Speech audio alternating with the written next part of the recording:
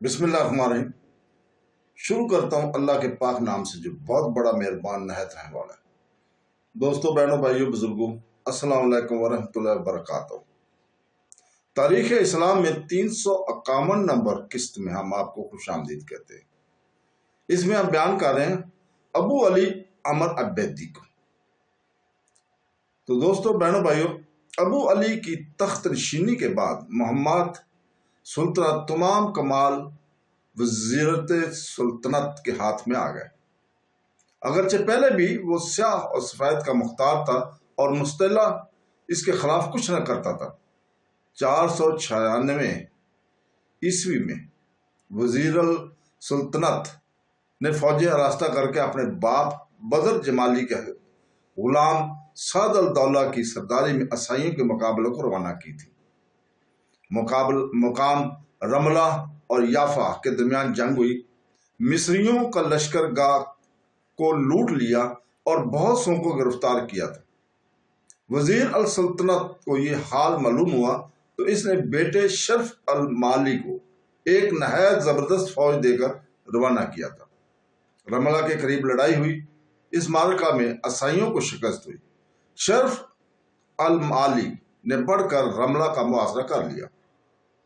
15 یوم کے محاصرے کے بعد رملہ فتح ہوا۔ 400 عیسائی مقتول اور 300 گرفتار ہوئے۔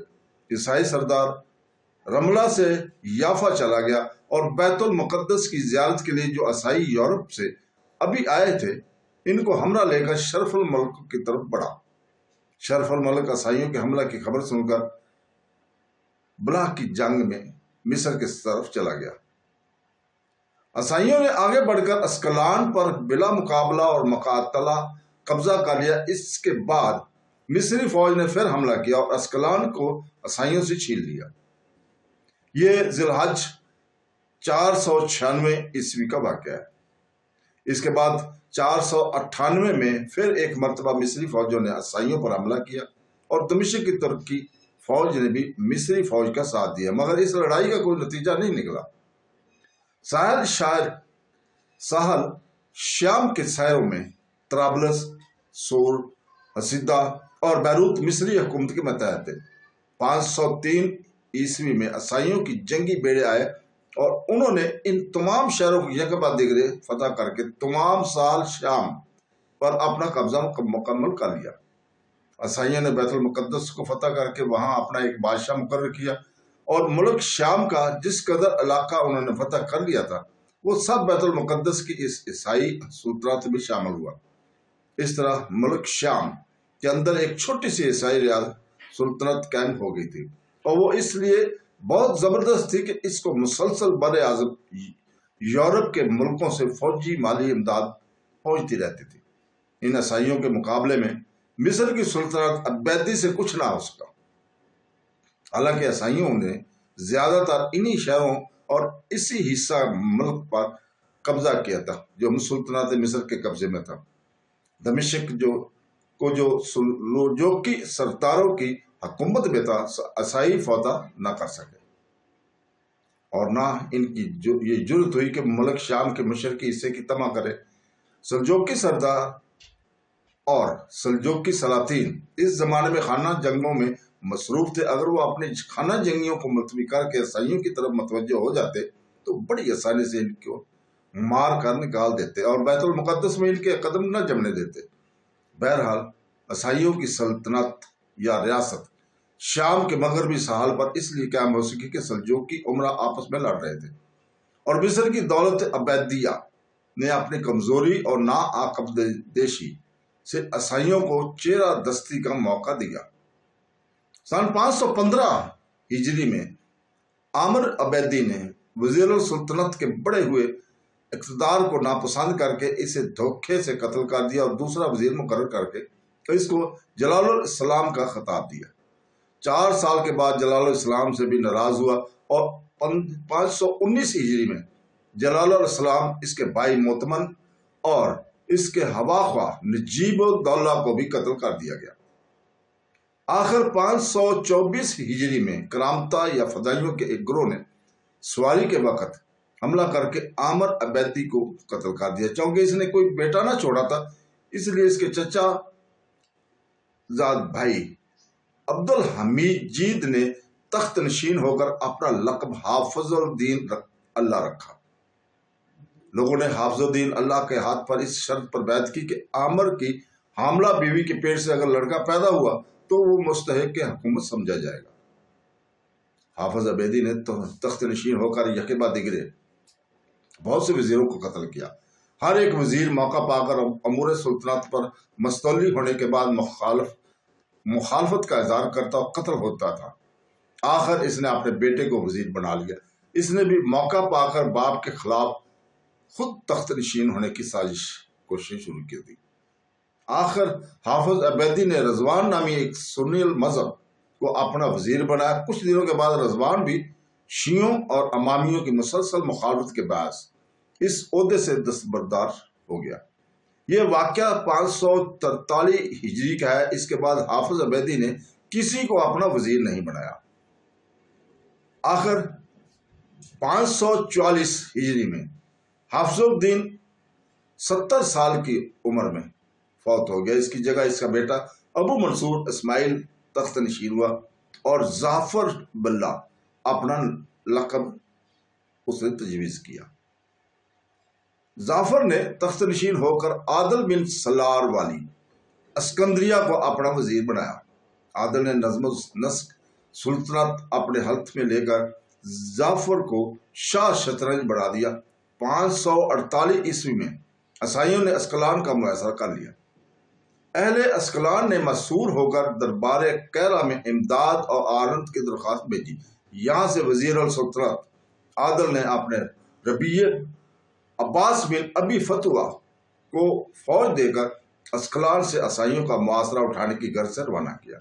یہاں ظافر اور عباس میں یہ سازش ہو گئی تھی کہ عادل کو قتل کیا جائے۔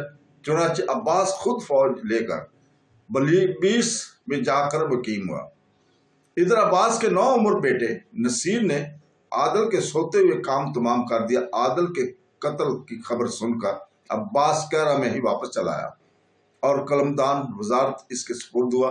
اہل اسکلان کی کسی نے خبر نہ لی۔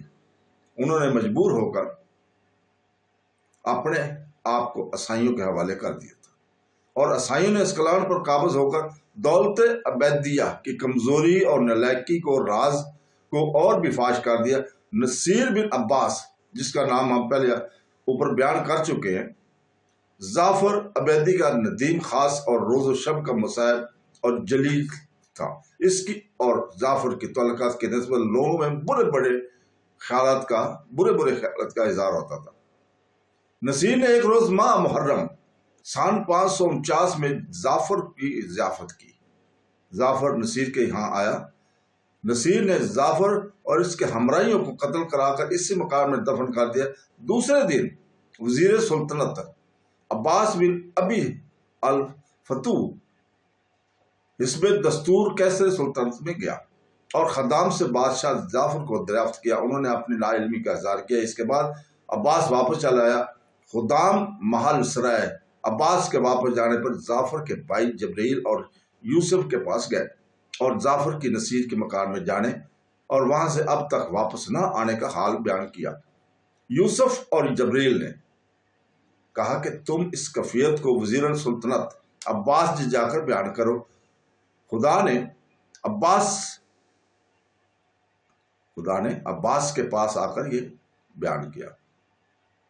عباس نے کہا کہ معلوم ہوتا ہے کہ یوسف اور جبریل کی سازش سے بادشاہ ظافر قتل کیا گیا۔ چنانچہ اس نے فوراً ظافر کے ان دونوں بھائیوں کو گرفتار کرا کے بلوایا اور فوراً ہی قتل کرا دیا۔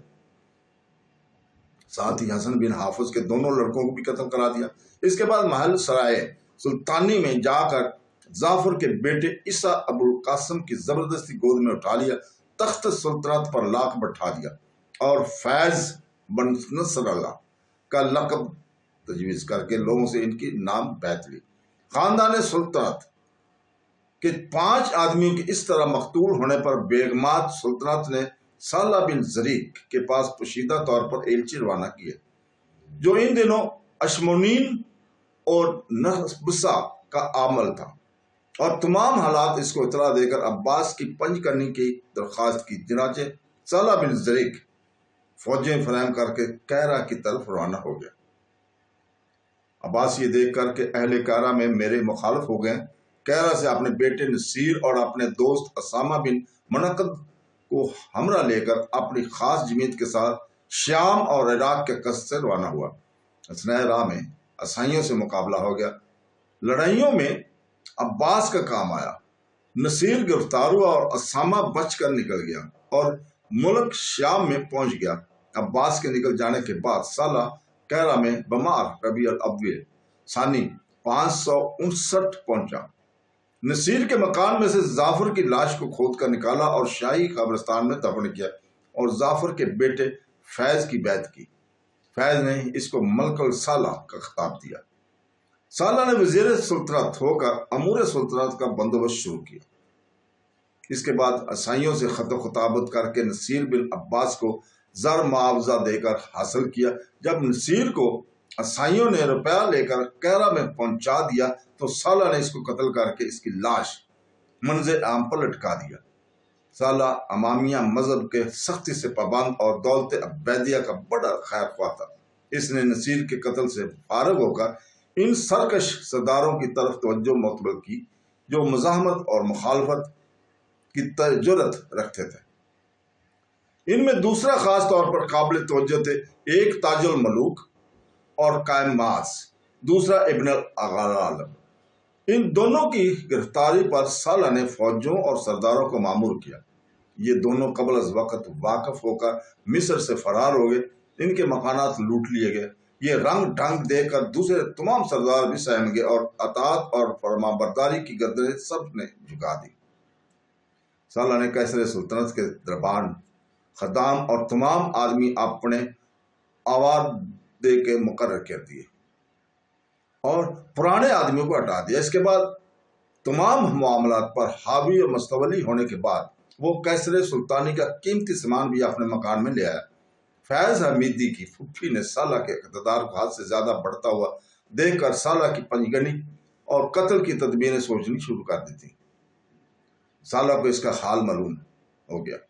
اس نے خود کیسر سلطنت میں جا کر فیض کی پھوپھی کو قتل کرا دیا۔